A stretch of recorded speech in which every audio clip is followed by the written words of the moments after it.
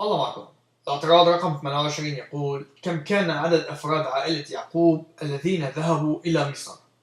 يقول المعترض إن التكوين 46 27 والخروج 1 5 تقولان بوجود 70 شخص، في حين أن أعمال الرسل 7 14 تقول بوجود 75. نقوم بداية بقراءة الآيات التي ذكرها المعترض، فنقرأ في التكوين 46 27: وابنا يوسف اللذان ولدا له في مصر نفسان، جميع نفوس بيت يعقوب التي جاءت إلى مصر 70. ونقرأ في الخروج 1 5: وكانت جميع نفوس الخارجين من صلب يعقوب 70 نفسا، ولكن يوسف كان في مصر. وأخيرا نقرأ في أعمال الرسل 7 14: فأرسل يوسف واستدعى أباه يعقوب وجميع عشيرته 75 نفسا. لقد سقط المعترض في مغالطة الفروع، وهي المغالطة الثانية التي سبق وذكرناها في المقدمة، إضافة إلى أنه لم يقم بقراءة دقيقة ومتأنية للنصوص التي قام بالاستشهاد بها. إن قراءة سفر أعمال الرسل 7 14 تقول إن استيفانوس قال بأن يوسف قد استدعى يعقوب وكل عشيرته ليأتوا إلى مصر، وجميع النفوس كانوا 75 نفسا. لكننا عندما نقرأ التكوين 46 26 نجد أن العدد هو 66 نفسا. فالقراءة الدقيقة للنصوص تقول جميع النفوس ليعقوب التي أتت إلى مصر الخارجة من صلبه ما عدا نساء بني يعقوب، جميع النفوس 66 نفسا.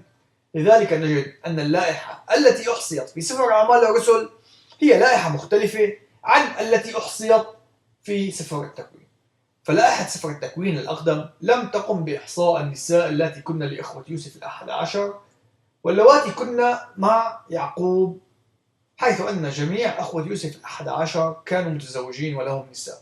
لكننا نعرف أن زوجة يهوذا قد ماتت في كنعان قبل الرحلة إلى مصر، وذلك من قراءة تكوين 38 12: ولما طال الزمان ماتت ابنة شوع امرأة يهوذا، ثم تعزى يهوذا فصعد إلى جزاز غنمه إلى تمنة هو وحيرته صاحبه العدلاني. كما أننا نستطيع أن نستنتج أن زوجة سمعان أيضا هي الأخرى قد ماتت، وذلك من خلال قراءة تكوين 46 10، وأنه قد تزوج مرة أخرى في وقت لاحق. وبنو شمعون يموئيل ويمين وأوهد وياكين وصوحر وشاول ابن الكنعانية. بالتالي يوجد 9 نساء أحياء لبني يعقوب، وعند إضافتهن إلى 66 نفسا الخارجة من صلبه يكون لدينا 75 نفسا خرجت من كنعان إلى مصر. لكن لماذا نجد في التكوين 46 27 وفي الخروج 1 5 أن العدد هو 70 وليس 5 أو 7؟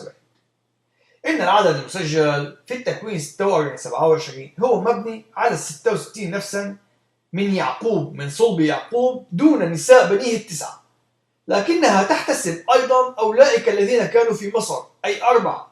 66 زائد 4 يساوي 70، وهي قراءة دقيقة للنص ومتسقة مع سفر الأعمال.